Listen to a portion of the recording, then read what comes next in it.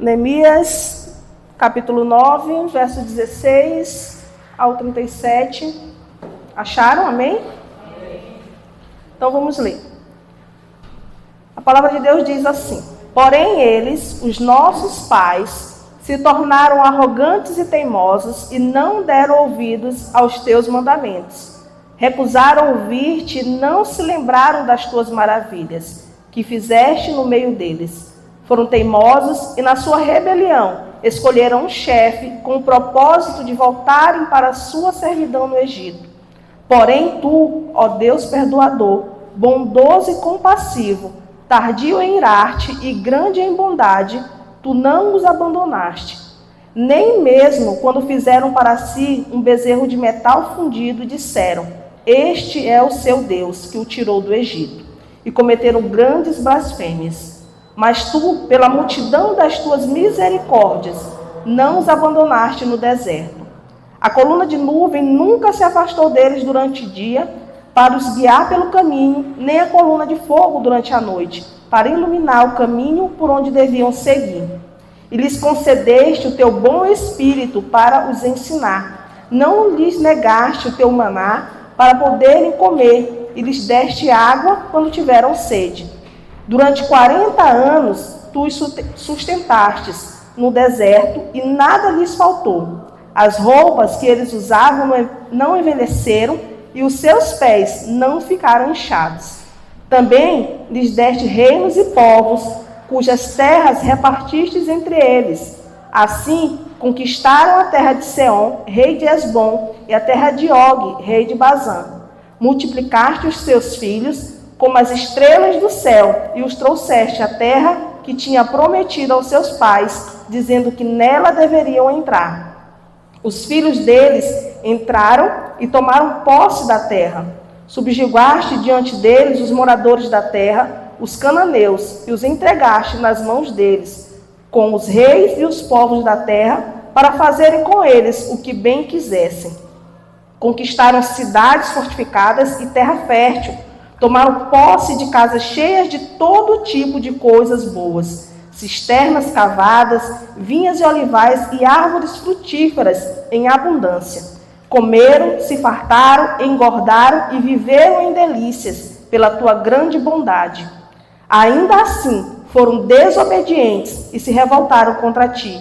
Viraram as costas à tua lei e mataram os teus profetas, que testemunhavam contra eles, para os fazerem voltar a ti, e cometeram grandes blasfêmias. Por isso, tu os entregaste nas mãos dos seus inimigos, que os oprimiram, mas no tempo da sua angústia clamaram a ti, e dos céus tu os ouviste. E segundo a tua grande misericórdia, lhes deste libertadores, que os salvaram das mãos dos que os oprimiam. Porém, quando se viam em descanso, tornavam a fazer o mal diante de ti, e tu os abandonavas nas mãos dos seus inimigos, para que dominassem sobre eles. Mas quando se converteram e clamaram a ti, tu os ouviste dos céus, e segundo a tua misericórdia, os livraste muitas vezes. Testemunhaste contra eles, para que voltassem à tua lei. Porém, eles se mostraram arrogantes e não deram ouvidos aos teus mandamentos. Pecaram contra os teus juízos, pelos quais aquele que os cumprir viverá. Em sua rebeldia, voltaram as costas, foram teimosos e não quiseram ouvir. No entanto, tu os aturaste durante muitos anos e testemunhaste contra eles pelo teu Espírito, por meio dos teus profetas. Porém, eles não quiseram ouvir, e por isso os entregaste nas mãos dos povos de outras terras. Mas, pela tua grande misericórdia, não acabaste com eles, nem os abandonaste, porque tu és Deus clemente e misericordioso. Agora, pois, ó Deus nosso, ó Deus grande, poderoso e temível, que guardas a aliança e a misericórdia, não menosprezes toda a aflição que nos sobreveio a nós, aos nossos reis, aos nossos príncipes, aos nossos sacerdotes, aos nossos profetas, aos nossos pais e a todo o teu povo, desde os dias dos reis da Assíria até o dia de hoje. Tu foste justo em tudo o que nos aconteceu, pois agiste com fidelidade, enquanto nós procedemos mal. Os nossos reis, os nossos príncipes, os nossos sacerdotes e os nossos pais não guardaram a tua lei, nem deram ouvidos aos mandamentos e aos testemunhos que lhe destes. Pois eles, no seu reino, na abundância de bens que lhes deste, na terra espaçosa e fértil que puseste diante deles, não te serviram, nem se converteram de suas obras mais. Eis que hoje somos escravos, e até na terra que deste aos nossos pais, para comerem o seu fruto e o seu bem, eis que somos escravos nela. Seus abundantes produtos são para os reis que puseste sobre nós, por causa dos nossos pecados. Estes reis dominam sobre nós e sobre o nosso gado, como bem entendem. Nós estamos em grande angústia. Feche seus olhos, vamos orar. Querido Deus, nós primeiramente agradecemos a Ti por mais uma oportunidade que o Senhor nos dá de aprender da Tua palavra, de nos reunirmos como igreja neste lugar. Que o Teu Santo Espírito possa falar aos nossos corações, que nós possamos estar com os nossos ouvidos atentos ao que o Senhor tem para nos ensinar aqui, Senhor. Tira do nosso coração tudo aquilo, meu Deus amado, que por algum motivo venha nos trazer angústia, tristeza, preocupação, venha nos fazer, meu Deus amado, distraídos diante de Ti, para não entender aquilo que o Senhor tem para falar conosco. Que somente o Senhor venha, meu Deus, tomar o Teu lugar de honra, a Tua primazia sobre as nossas vidas, para que nós possamos aqui ser, meu Deus, transformados através da Tua santa palavra. É o que nós te pedimos e te agradecemos em nome de Jesus. Amém. Bom, meus queridos, no culto passado, na quarta-feira passada, nós iniciamos o capítulo 9 de Neemias e nós vimos aqui que após a leitura, a explicação minuciosa da palavra de Deus, da aplicação dessa palavra, que foi iniciado ali no capítulo 8, nós vimos que o povo, ele se quebranta diante do Senhor e com seus corações contritos começam a se humilhar diante de Deus, reconhecendo a grandeza de Deus, reconhecendo o quão maravilhoso é esse Deus, trazendo à sua memória tudo aquilo que já havia acontecido com o seu povo e de como Deus, no meio de todos aqueles momentos da história do povo, se mostrou bondoso, misericordioso e veio com o seu cuidado, sua provisão sobre o seu povo em todo o tempo.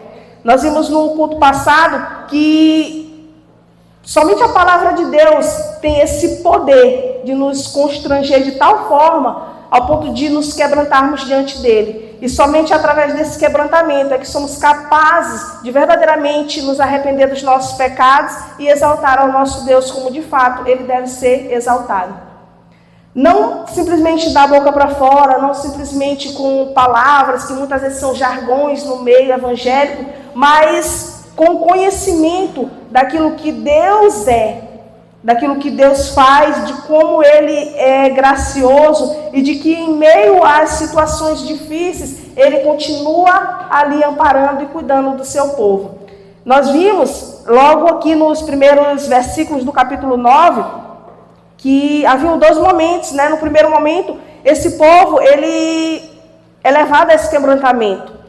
Eles se reúnem para jejuar, eles se reúnem para se humilhar perante o Senhor, mas logo em seguida também a gente vê que os levitas ali presentes conclamam aquele povo, encorajam aquele povo a bendizer o nome do Senhor, a glorificar o nome do Senhor através de uma oração.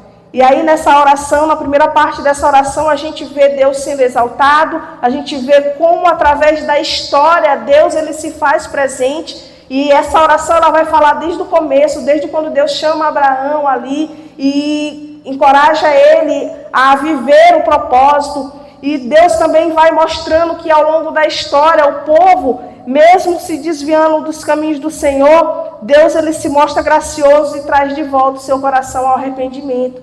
E a gente vê que Deus ele faz cumprir a sua palavra. E agora, nessa segunda parte dessa oração, a gente vai ver alguns poréns aqui. Porque tanto na vida aqui desse povo, quanto nas nossas vidas, existem alguns poréns. Existe o nosso porém e o porém de Deus. A gente vai ver alguns momentos aqui onde a bondade de Deus ela vai fazer esse contraste com a nossa rebeldia, trazendo para o texto com a rebeldia daquele povo.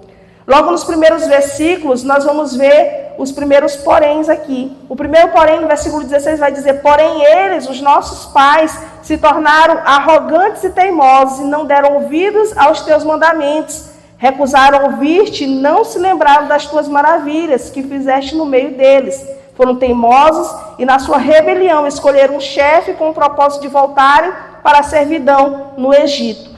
Esse, porém, ele é um contraste com aquilo que já havia sido falado dos versículos 9 ao 15. É um contraste em relação à bondade de Deus, ao amor de Deus, ao cuidado que Deus tem com o seu povo. Porque mesmo Deus agindo com a sua bondade, com a sua misericórdia, a palavra de Deus vai dizer que, porém, eles, os nossos pais, se tornaram arrogantes e teimosos. A gente vai ver que aquele povo ali escolheu não dar ouvidos ao Senhor. A gente vai perceber que muitas vezes também na nossa vida, na nossa caminhada, a gente escolhe não dar ouvido ao Senhor. Porque Deus, ele se faz presente ao longo da história. E tudo que está aqui na palavra de Deus é para o nosso ensino, é para fazer com que nós venhamos refletir sobre como nós estamos vivendo, sobre que tipo de intimidade nós estamos buscando com Deus e se de fato a nossa vida com Ele tem sido uma vida que possa realmente glorificá-lo. Porque a gente vai ver que mesmo Deus ali, tratando aquele povo com todo cuidado, se revelando através da sua palavra. A palavra de Deus vai dizer que Deus, ele se revelou através da sua palavra ali, porque aquele povo foi tocado quando as escrituras foram lidas. E aí nessa oração dos levitas, os levitas eles colocam como ênfase justamente isso, como Deus faz cumprir a sua palavra. Mas a gente vai perceber também que durante esse período, o povo não estava totalmente consciente de quem era Deus. Sabiam que existia um Deus, sabia que esse Deus era o Deus do povo de Israel. Mas por passarem por muitas situações e estarem distantes de Deus, distantes da sua terra, a gente vê que aqui nesse momento eles já retornaram ali, já haviam passado por aquele momento da reconstrução dos muros, do templo, e agora eles mesmos buscam saber sobre a lei do Senhor. E a gente percebe que quanto mais eles buscaram saber sobre a lei do Senhor, mais contritos estavam nos seus corações. E aí começaram a compreender como seus antepassados viveram e rejeitaram a palavra de Deus. Esse primeiro, porém, vai falar dessa rebeldia, vai falar dessa recusa dos antepassados do povo de Israel, de não reconhecer a grandeza de Deus. Vai falar da ofensa que é a idolatria para o Senhor. E muitas vezes a gente pensa que por estarmos na casa de Deus e cada culto estamos aqui aprendendo, com a palavra do Senhor. Mas muitas vezes nós estamos com os nossos corações distantes, porque a gente precisa analisar como é que a gente sai de um culto. Eu refletia sobre isso. Ouvir a palavra de Deus, achar uma exposição da palavra maravilhosa, despertar para algo que você ainda não tinha despertado antes, mas depois, quando você vai para a sua vida comum, para o seu trabalho, para a sua escola, para a sua faculdade, para o convívio com as outras pessoas, será que aquela palavra que você ouviu, que foi exposta diante de você, será que ela tem feito alguma diferença? Ou é apenas mais um conhecimento? E aí eu poderia dizer, porém nós, ainda que Deus se revele através da sua palavra, porém nós, às vezes, nos recusamos a viver de acordo com a palavra. Porém, nós nos recusamos a ouvir aquilo que Deus está nos dando como instrução. E esse, porém, ele é um contraste com as ações maravilhosas e graciosas de Deus, em relação à resposta que nós damos ao amor do Senhor por nós. Esse povo aqui, agora, nesse momento de quebrantamento, está trazendo a memória, o conhecimento de como seus antepassados estavam vivendo e de como eles foram capazes de se tornarem rebeldes e recusarem a orientação do Senhor. E ofenderam o Senhor através da idolatria. Sentiram saudade da escravidão, de voltar para o Egito. E quantas vezes nós também não sentimos saudades, né? De vidas que a gente tinha, de coisas que a gente fazia, de pessoas, até mesmo pessoas, porque quando a gente lê o começo do capítulo aqui, a gente vai ver que esse povo, no seu quebrantamento, se separaram daqueles que não faziam parte da linhagem do povo de Deus. Não que a gente vai rejeitar as pessoas, mas que tipo de influências nós estamos tendo na nossa vida? Qual é o impacto que as pessoas elas têm causado em nossas vidas? E aí nós podemos refletir, porém nós, Senhor, mesmo sendo alcançados pelo Teu amor, muitas vezes recusamos viver de acordo com a Tua vontade. Esse é o porém do povo. Mas há o porém de Deus. Porque aqui no finalzinho do verso 17, ele vai dizer: porém tu, ó Deus, perdoador, bondoso e compassivo, tardio em irar-te, grande em bondade, tu não os abandonaste, nem mesmo quando fizeram para si um bezerro de metal fundido e disseram: este é o seu Deus que o tirou do Egito, e cometeram grandes blasfêmias. Para que a gente possa perceber que mesmo mediante a rebeldia do povo, a bondade de Deus ali não era definida por quem aquele povo era. A bondade de Deus, ela reflete quem Deus é. E assim nas nossas vidas. Deus, ele é gracioso, não porque nós nos comportamos bem, não porque nós estamos na casa dele, não porque nós nos dizemos cristãos. Deus, ele é bondoso, porque isso é a sua natureza. E ele vai refletir a sua natureza através da sua bondade também. Então, esse porém de Deus também se torna um contraste em relação às atitudes daquele povo. E nós precisamos aprender um pouco mais sobre a bondade de Deus. E alguns aspectos dessa bondade estão presentes aqui nesse texto. E nós vamos aprender aqui sobre, através dessa oração dos levitas, como a bondade de Deus, ela não depende de quem nós somos, mas simplesmente de quem Ele é. Aqui, a partir do verso 19, a gente vai ver que a bondade de Deus, ela reflete a sua misericórdia também. Ele vai dizer: mas tu, pela multidão das tuas misericórdias, não os abandonaste no deserto. A coluna de nuvem nunca se afastou deles durante o dia, para os guiar pelo caminho, nem a coluna de fogo durante a noite, para iluminar o caminho por onde deviam seguir. Deus, ele é tão bondoso, que mesmo quando nós nos afastamos dele, ele continua nos dando a direção, nos mostrando o caminho que nós devemos seguir. Ele continua nos dando o caminho certo para que nós venhamos voltar para ele. Esse povo aqui, né, nessa oração, está tratando daquele povo lá que saiu do Egito e de como peregrinaram pelo deserto. E de como durante esse tempo que eles passaram ali no deserto, Deus se fez presente. Deus nunca os abandonou. A palavra diz que a coluna de nuvem nunca se afastou deles durante o dia, porque era o propósito de guiar aquele povo.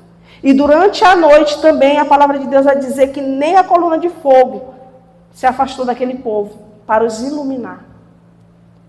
E há uma promessa também que nós ouvimos da parte do nosso Senhor Jesus, lá no Evangelho de Mateus, no capítulo 28, onde ele vai dizer que estaria conosco todos os dias, até a consumação dos tempos.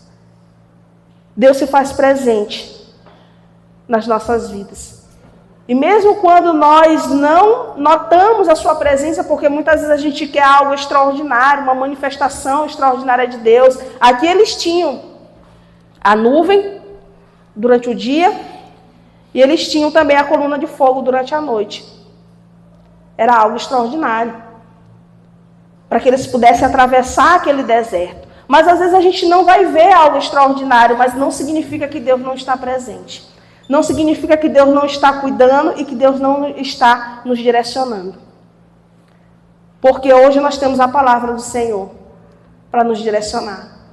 E temos também as pessoas que Deus coloca sobre as nossas vidas para nos instruir, para nos chamar a atenção quando necessário, para nos corrigir ali quando nós precisamos ser corrigidos. Isso é Deus presente. Isso é a bondade de Deus se manifestando através daqui do seu cuidado, da sua presença. Também a palavra de Deus vai dizer que Deus, ele vem com a sua bondade através da sua provisão espiritual. Porque quando ele fala, e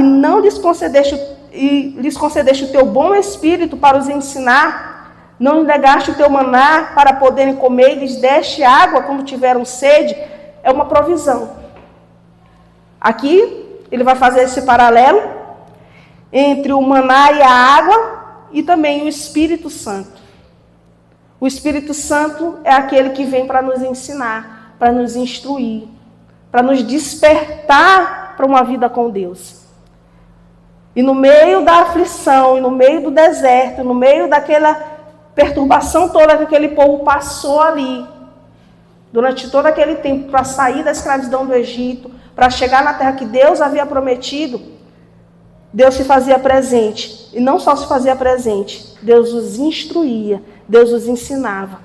Assim como nós hoje também. Hoje nós temos a palavra de Deus, como ela é aqui, a Bíblia, e temos o Espírito Santo de Deus para nos mostrar o que essa palavra quer nos falar. Porque eu não sei vocês, mas eu muitas vezes, às vezes vou ler a palavra e tem coisas que às vezes eu não entendo. Mas aí eu vou ler de novo, e de novo, e de novo, e aí quando Deus bem acha proveitoso, o Espírito vai lá e me desperta para compreender aquela palavra que ele gostaria que eu compreendesse. E o Espírito Santo de Deus se faz presente. Porque ele é aquele que nos instrui na verdade. E quanto mais nós buscarmos aprender da palavra de Deus, mais fortalecidos nós estaremos.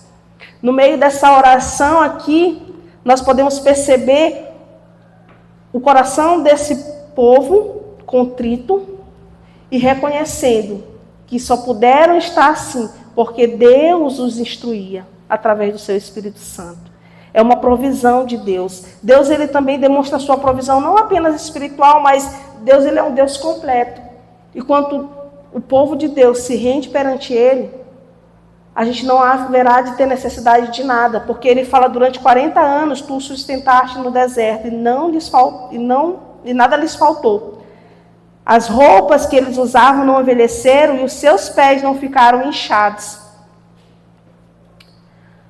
Tem um texto lá em Filipenses que eu gosto bastante, se eu não me engano é Filipenses 4:19, onde a palavra de Deus vai dizer que o meu Deus, suprirá em Cristo Jesus todas as nossas necessidades. Às vezes a gente pensa assim que está faltando isso, aquilo, algo material, às vezes um alimento, às vezes uma roupa, um calçado. Mas Deus, ele provê. Ele não nos deixa padecer de tal forma que venhamos a olhar e achar que Deus é um Deus mau e nos desampara. Durante esse tempo todo que o povo estava ali pelo deserto, 40 anos, a palavra de Deus disse que nada lhes faltou. E aí eu volto para o porém. Mesmo Deus suprindo as necessidades daquele povo, porém aquele povo ainda achava motivos para reclamar do Senhor. Porém aquele povo ainda achava motivos para se rebelar contra Deus. Para se lembrar da sua escravidão no Egito. Para desejar voltar para lá. Será que Deus, ele não é suficiente nas nossas vidas? Será que a provisão que Deus nos dá, tanto espiritual quanto material, não é suficiente? Porque é normal, às vezes, a gente desejar algo. Eu não tenho isso aqui e eu desejo. Mas a grande questão é, será que eu preciso? Ou se eu preciso, será que Deus não sabe o momento certo de me prover aquilo que eu preciso? A nossa confiança em Deus, às vezes, ela é tão frágil, que no primeiro sinal de dificuldade, a gente já começa a se desesperar. E aquele povo que estava ali peregrinando pelo deserto, quando a gente vai ler a história, a gente percebe que nos primeiros sinais de dificuldades que eles iam enfrentando, eles começavam a reclamar. Reclamavam de Moisés, mas a reclamação em relação a Moisés era uma reclamação principalmente em relação a Deus. Era uma insatisfação em relação àquilo que Deus estava proporcionando a eles. Porque muitas vezes nós queremos alcançar objetivos, metas que a gente traça nas nossas vidas, só que a gente quer que as coisas aconteçam assim, de uma hora para outra. A gente não quer atravessar o deserto. E quando atravessa, a gente não reconhece a presença de Deus e a sua provisão sobre nós. E aqui é lembrado que mesmo quando aquele povo estava naquele momento de dificuldade, passando por aquele deserto, Deus se fazia presente, Deus os ensinava através do seu Espírito, e Deus nada lhes deixava faltar. A bondade de Deus é uma bondade que se revela através da sua provisão sobre nós. E nós precisamos reconhecer isso todos os dias. Todos os dias, Deus ele provê a nós o sustento, a saúde e também a família. Porque a bondade de Deus ela se revela também na bênção da família.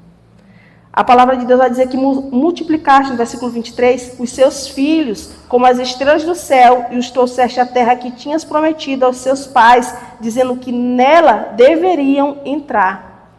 Quando a gente lembra da história do povo de Deus, e aí a gente vai lembrar de Abraão, e aí a gente vai lembrar da promessa que Deus havia feito a ele, de que ele seria uma grande nação, a gente vai lembrar de tudo que o povo de Deus passou, de como entraram em pequeno número no Egito e de que saíram de lá uma multidão, né, comparado lá para aquela época. A gente vai perceber que Deus ele é bondoso quando Ele cuida também das nossas famílias. Hoje a gente vê muitas pessoas que não querem constituir famílias. Eu conheço muitas pessoas que, quando falam assim, de ter família, ter filhos principalmente, parece assim que está dando um choque na pessoa. Porque entra em desespero, acha que é a pior coisa do mundo, mas é o que o mundo coloca, é o padrão que o mundo apresenta. Porque o padrão de Deus diz que os filhos são heranças do Senhor. É um presente, é um galardão.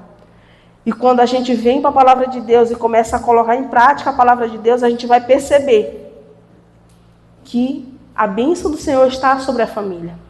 Talvez hoje você está aqui e esteja pensando nas dificuldades que você enfrenta com a sua família, com algum parente. Talvez esteja pensando assim, nossa, minha família é bênção de Deus. Mas porque problemas, né, todos teremos, porque estamos nesse mundo, somos pecadores. Mas a diferença daquele que vive para o Senhor do que vive no mundo é justamente que a bondade de Deus ela nos alcança num nível tão extraordinário que o cuidado dele se revela também através da nossa família. E por mais difícil que pareça, às vezes, o convívio, a gente tem que começar a olhar numa perspectiva da palavra de Deus, não na perspectiva do mundo. Será que você tem colocado a sua família aos pés do Senhor? Será que você tem reconhecido que Deus é aquele que está no meio da sua família para restaurar, para transformar, para salvar? Porque o principal é a salvação. Às vezes a gente quer uma transformação na pessoa, mas a gente não clama pela salvação da pessoa. E aquele povo estava ali e a palavra de Deus vai falar que Deus ele multiplicou aquele povo de forma extraordinária. Mas havia um propósito. Deus havia prometido a eles uma terra. E Deus havia prometido que era um povo que ia entrar naquela terra.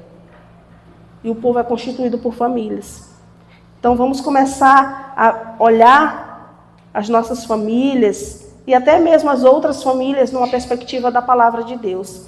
Ele vai falar que os filhos deles entraram e tomaram posse da terra. Subjugaste diante deles os moradores da terra, os cananeus, e os entregaste nas mãos deles com os reis e os povos da terra, para fazer com eles o que bem quiserem. Conquistaram cidades fortificadas e terra fértil, tomaram posse da casa cheias de todo tipo de coisas boas, cisternas cavadas, vinhas e olivais e árvores frutíferas em abundância. Comeram, se fartaram, engordaram e viveram em delícias pela tua grande bondade. Nós vamos perceber que Deus, aqui através dessa oração, Ele é um Deus que revela a sua bondade, também estendendo àquele povo uma herança que aquele povo não merecia. Porque quando a gente reflete aqui sobre o porém do povo, a gente vai ver que era um povo, de fato, rebelde, arrogante. Mas aí Deus o chama para receber uma herança.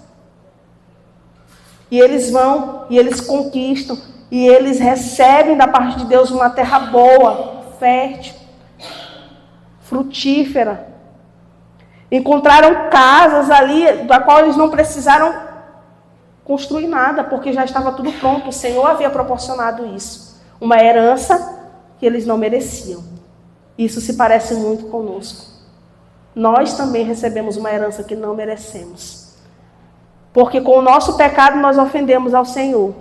Com o nosso pecado, nós estamos aqui também afrontando a Deus.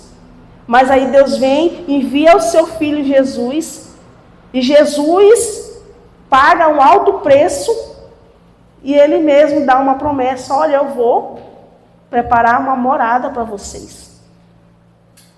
E a palavra de Deus diz que em Cristo nós recebemos uma herança. Uma herança que nós não merecemos. A vida eterna. E aí a gente pensa: legal, muito bem. Pessoas às vezes falam assim: ai, que eu sou mais que vencedor. Herdeiro de Deus. Mas há um peso, uma responsabilidade, há um chamamento para um compromisso de entender quem é Deus e de qual é o propósito que Ele tem para as nossas vidas. Porque Deus não estava chamando aquele povo ali simplesmente para ir para um lugar novo, bonito, preparado ali, onde eles iam viver tranquilamente. Não, Deus estava chamando um povo para ser um canal para a salvação de outros povos. Para, através daquele povo ali, as outras nações reconhecerem quem é Deus. E na minha vida e na sua vida é a mesma coisa. A herança que recebemos em Cristo é para que nós possamos testemunhar quem Deus é. Para aqueles que ainda não conhecem ao Senhor. Mas se nós agirmos de forma leviana, se nós agirmos de maneira como se não fosse nada demais receber a herança da vida eterna, e se nos comportarmos de fato como pessoas que, tipo, estou na igreja, ouço a palavra, vou para minha casa, salvação individual. Então, uma coisa que me dá uma relia tão grande é as pessoas falarem isso, né? Me dá uma inquietação. Porque tem pessoas que pensam que o evangelho é para ser guardado para si. E aí abrem a boca e dizem salvação individual. A herança que nós recebemos do Senhor é para ser compartilhada. É para ser levada para outros e outros filhos que o Senhor deseja ter. O povo aqui foi o povo que Deus escolheu para que através do povo de Israel, outras nações reconhecessem quem é Deus. Por isso receberam uma herança que eles não mereciam. Eles não trabalharam por ela. Não pagaram um preço por ela. E nós também não pagamos um preço. Jesus pagou. Mas há um propósito. O propósito é que nós venhamos compartilhar dessa herança com mais e mais pessoas para serem alcançadas para a glória de Deus. A bondade de Deus, ela demonstra quem Deus é, independente de quem nós somos. Então, não podemos nos orgulhar simplesmente de que sou santo, estou salvo e está tudo bem assim. Se venhamos a nos orgulhar, que seja no Senhor. Amém? Podemos perceber também mais ensinamentos aqui, através desse texto, que mesmo Deus sendo bondoso, revelando a sua bondade aqui através da história desse povo, durante muitos momentos aqui que nós possamos identificar, a gente vai perceber que esse povo era um povo indiferente à bondade de Deus. Porque agiam com ingratidão. Lembra dos poréns? Porém, Deus é um Deus perdoador, bondoso, compassivo e tardio em irar-se. Mas, porém, o povo, né, a palavra de Deus diz, porém, eles se tornaram teimosos, não deram ouvidos aos mandamentos do Senhor, se recusaram a viver, de fato, aquilo que Deus estava preparando para eles. E muitas vezes a gente vai ver isso ao longo da história. Pessoas que conhecem Deus, experimentam a bondade de Deus, recebem o melhor de Deus, e quando a vida está ali aparentemente tranquila, esquece quem Deus é. Esquece de onde Deus lhes tirou. E nós não podemos ser assim. Nós precisamos demonstrar a bondade de Deus através das nossas atitudes também na vida de outras pessoas. A gente vai ver também aqui, a partir do verso 26, que Deus, ele é um Deus que disciplina. Porque imagina você que é um pai e uma mãe, aí tem os seus filhos, e você trabalha, se esforça para sustentá-los, para dar uma boa educação, para que eles possam ter o melhor, para que eles possam ter um ambiente, né, familiar para conviver, uma casa, o alimento todos os dias. E aí imagina que esse filho ele vai crescendo, e aí ele se torna uma pessoa adulta e depois ele esquece quem você é. E ele começa a rejeitar você. E ele começa a esquecer que você é pai e mãe. Qual seria o seu sentimento? Aqui a gente vai perceber que o povo agiu dessa mesma forma. Mas Deus, ele é um Deus misericordioso. E na sua misericórdia também ele age com disciplina. Porque a gente percebe que era necessário que o povo passasse por tudo que estava passando para que pudessem se voltar para o Senhor.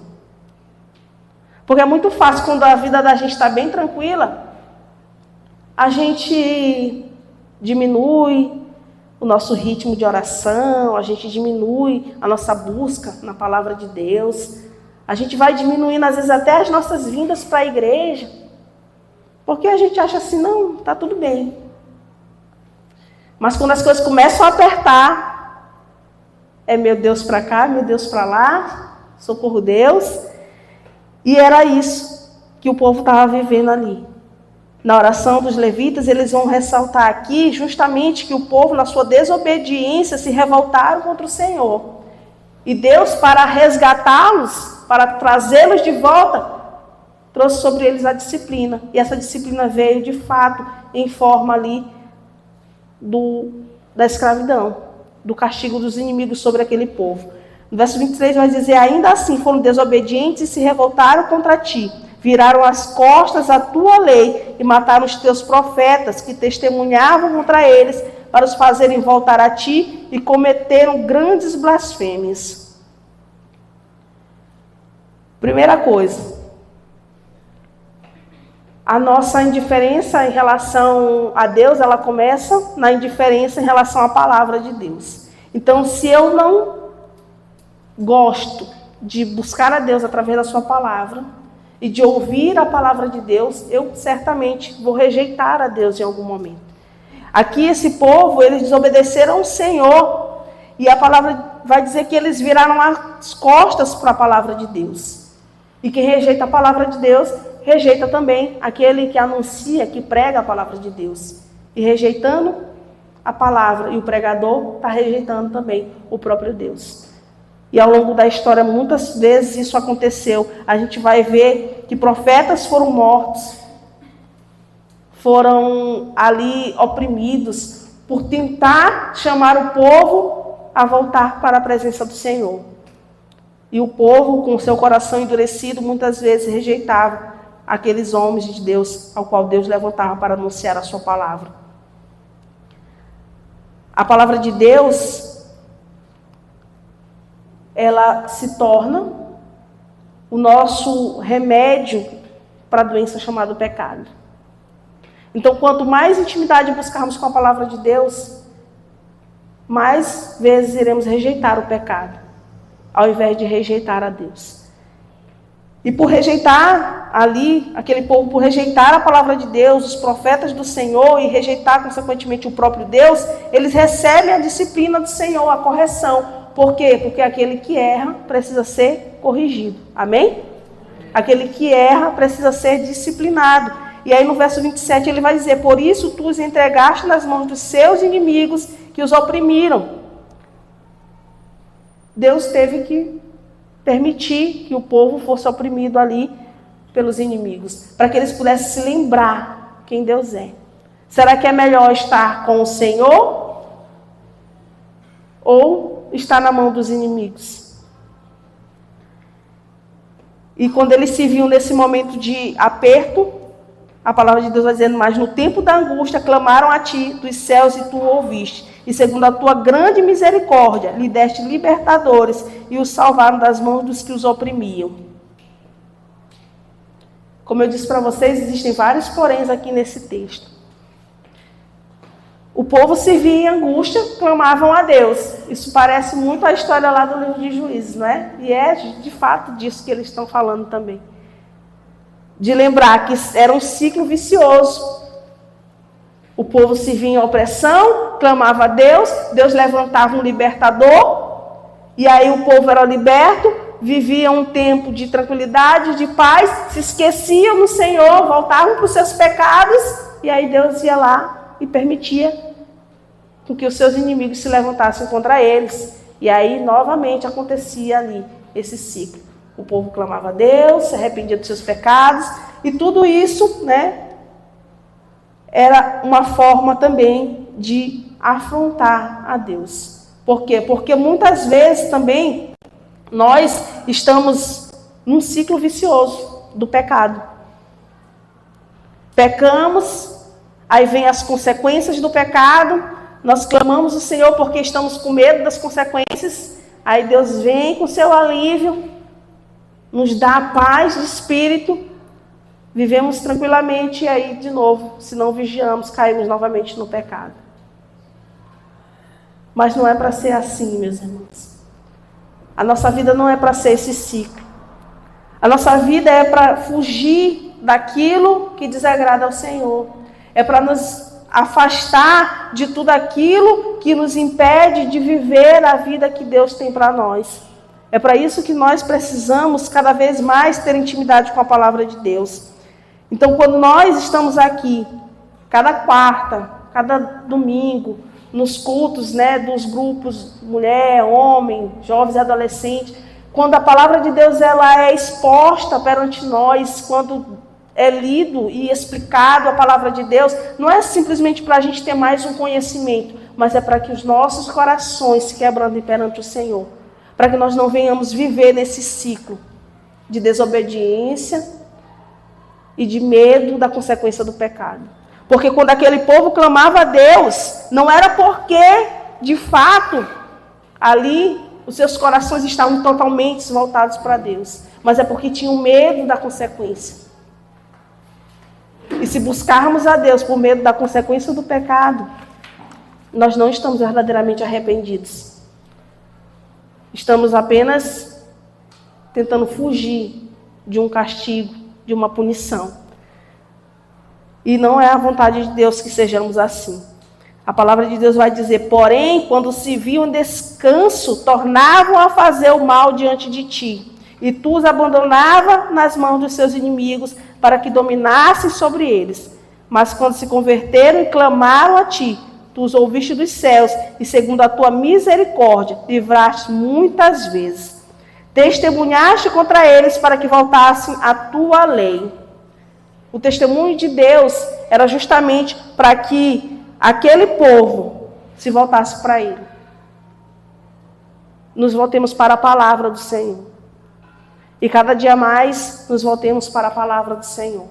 Porque quanto mais a palavra de Deus ela vai penetrando em nós, no nosso ser, na nossa mente, no nosso coração, mais nós podemos ver com clareza os nossos erros e de fato nos arrepender deles.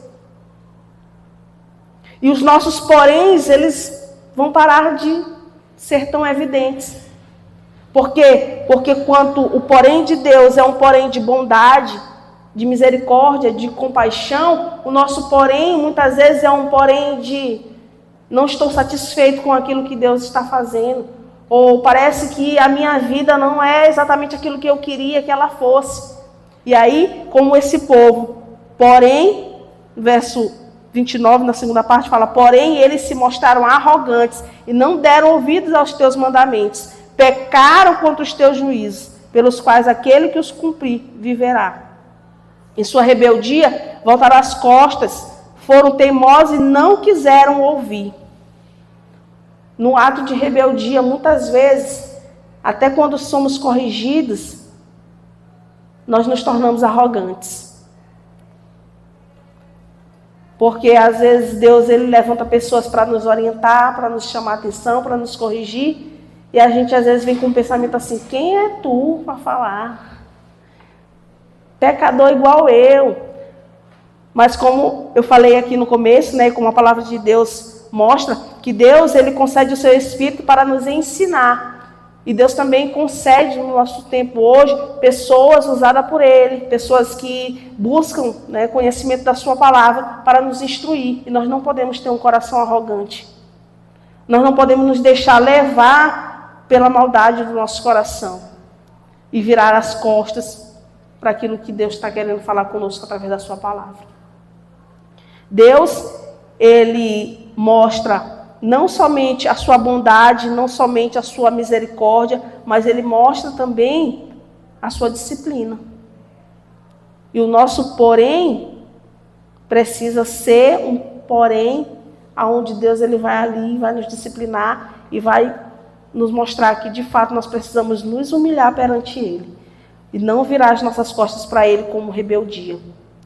A palavra de Deus continua aqui no verso 30 dizendo: no entanto, tu os aturaste durante muitos anos e testemunhaste contra eles pelo teu Espírito, por meio dos teus profetas. Deus ele é longânimo, amém? Deus ele tem, digamos assim, uma paciência tremenda com o seu povo. A gente pode olhar para a palavra de Deus aqui, o Antigo Testamento, e a gente vai lendo as histórias do povo de Deus, e às vezes a gente até fala assim: meu Deus, esse povo era muito difícil. Ou povinho complicado. Deus fazendo ali por eles e eles se voltando contra Deus. Mas, gente, muitas vezes é um reflexo da nossa própria vida também. Porque tudo o que está na palavra de Deus foi escrito para o nosso ensino. Está registrado aqui na palavra, né? O que foi escrito para o nosso ensino. Então, nada aqui é descartado. Tudo é para o nosso ensino. Quando a gente olha para esse povo, assim como na oração desses levitas, eles trazem a memória, relembrando tudo o que esse povo passou e a forma como eles agiam diante do Senhor, é justamente para dizer agora, para essa nova geração que está ali, que reconstruiu os muros, que reconstruiu o templo, que já estavam ali nas suas casas, nas suas cidades, para trazer essa reflexão de que, será que agora vamos cometer os mesmos erros? Porque se a gente não aprende com a história dos antepassados, a gente vai cometer os mesmos erros.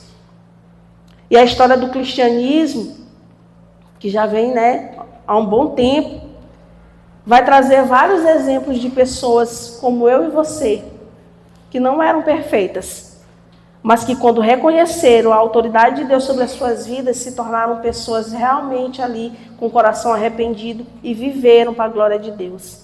Por quê? Porque Deus, a palavra aqui vai dizer que Ele aturou muitos anos, né, o que aquele povo fez. Por muitos anos Ele foi ali longânimo e até hoje Ele tem sido conosco também longânimo. A gente vê que hoje em dia muitas coisas acontecem, vários escândalos, até mesmo no meio da igreja, e as pessoas, né, generalizam, porque é a igreja, são os crentes. Mas isso é para a gente refletir como tem sido o nosso comportamento, o que nós temos aprendido dentro da palavra de Deus. Como é que o erro do outro pode afetar a minha vida de forma que eu olhe para aquilo, não condenando, que eu não tenho o poder de condenar ninguém, mas aprendendo. Porque a palavra de Deus ela é para nos instruir, nos ensinar. E mesmo Deus sendo longânimo, nós não podemos achar que o tempo todo temos que viver uma vida de pecado. Mas viver uma vida, de fato, em santificação perante o Senhor. A palavra de Deus vai dizer mais um porém. Porém, eles não quiseram ouvir, e por isso os entregaste nas mãos dos povos de outras terras. Então, muitas vezes acontece isso. Deus sendo paciente, Deus agindo com bondade, Deus agindo com misericórdia, Deus ali vindo com a sua provisão, com o seu cuidado, com a sua proteção, e o povo com ingratidão, o povo com rebeldia, o povo virando as costas para a palavra de Deus, mas Deus vindo também com a sua disciplina, com a sua correção. Porque o amor de Deus é algo assim tão extraordinário que ele se manifesta também através da sua correção. A palavra de Deus vai dizer que Deus corrige a quem ele ama, não é mesmo? Que venhamos aceitar com bom grado a correção do Senhor. Amém? Continuando, verso 31. Mas pela tua grande misericórdia não acabaste com eles, nem os abandonaste, porque tu és Deus clemente e misericordioso. Aqui vai mais uma vez declarar a misericórdia de Deus, a bondade de Deus, e de que Deus ele poderia ter deixado aquele povo sumir. O povo está rebelde, o povo está indo contrário a tudo aquilo que Deus havia ensinado, mas a palavra vai dizer que Deus, com a sua grande misericórdia, não acabou com aquele povo. Porque Deus ele não é fiel a mim, não é fiel a você, Deus ele é fiel à palavra dele. Deus é fiel à sua palavra. E aquilo que ele fala na sua palavra, ele cumpre. Nós somos inconstantes.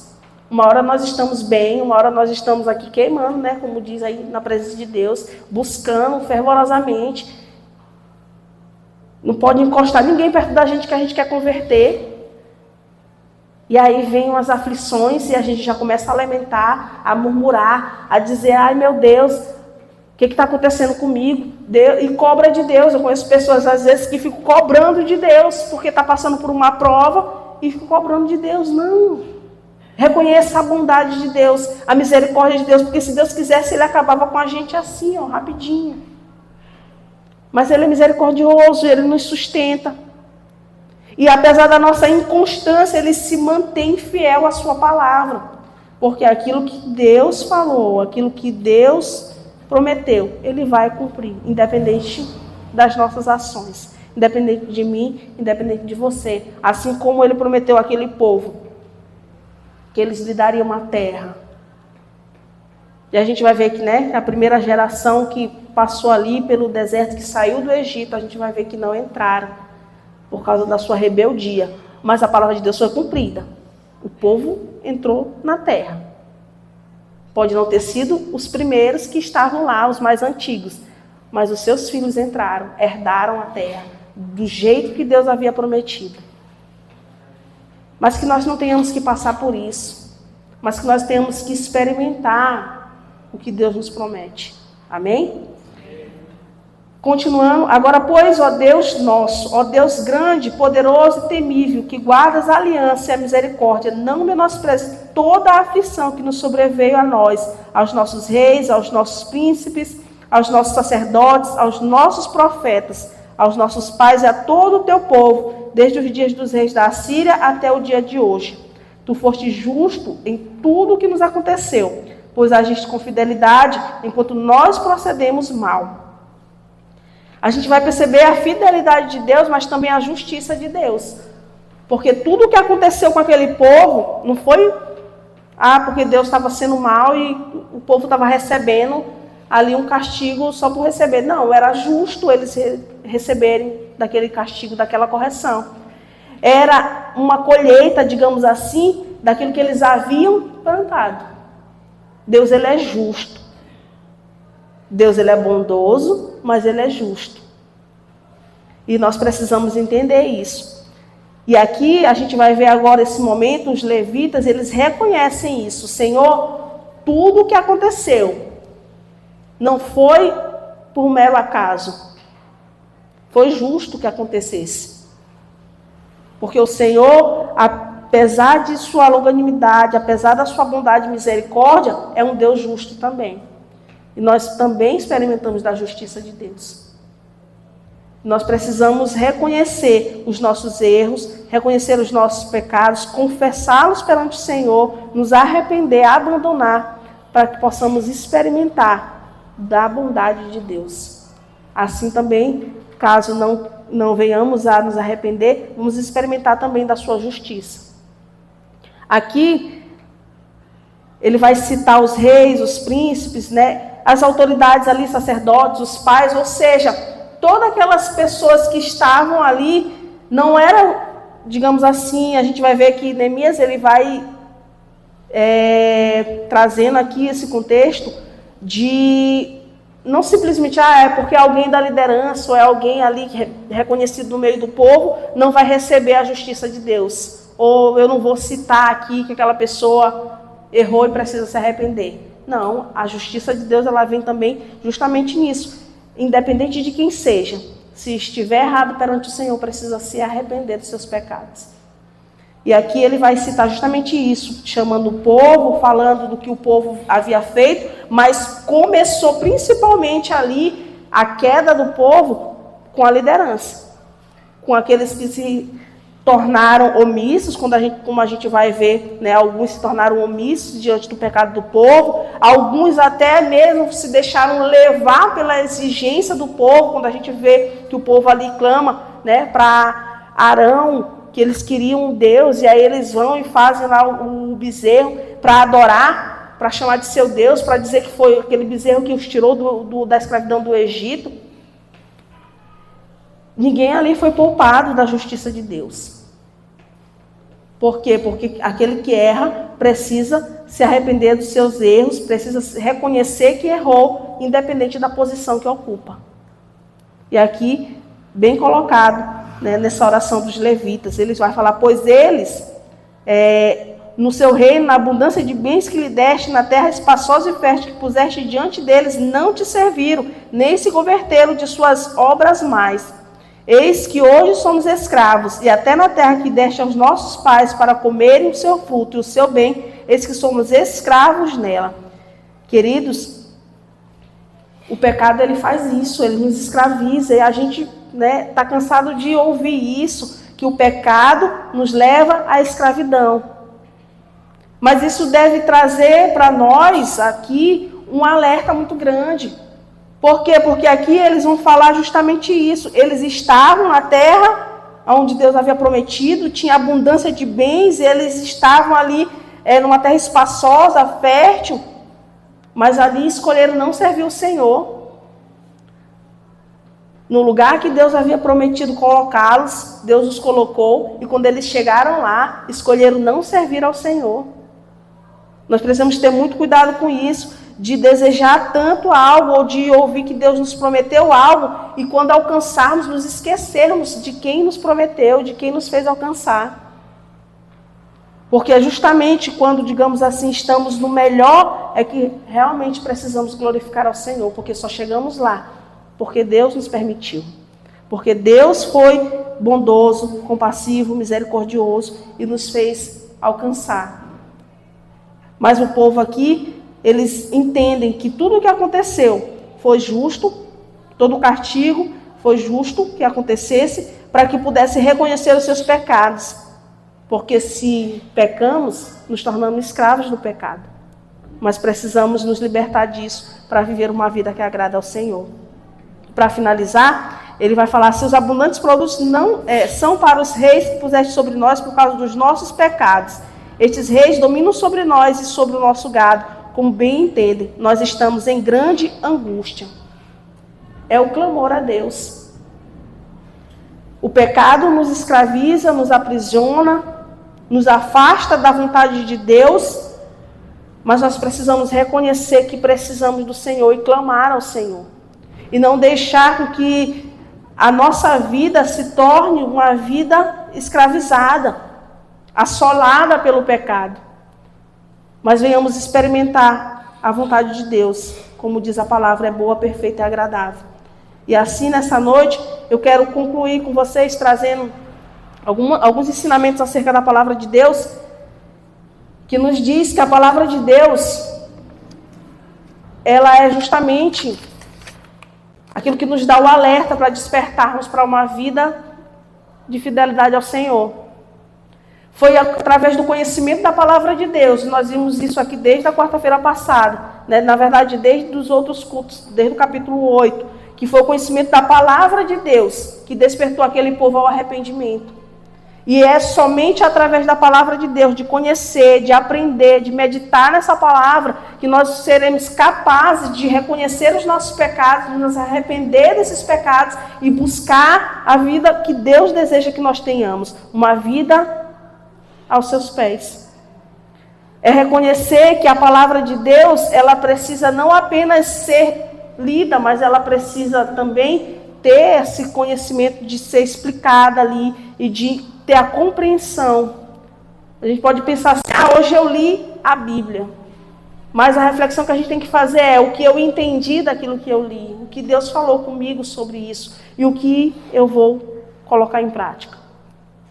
Porque foi a partir daquele momento, a palavra vai dizer que foi feito ali a leitura e uma explicação clara, de forma que todos pudessem entender o que estava sendo lido, que aquele povo foi tomado por um sentimento de arrependimento, um quebrantamento dos seus corações e se voltaram para Deus. Então, quanto mais da palavra de Deus nós nos alimentarmos, menos do pecado nós vamos deixar dominar o nosso ser.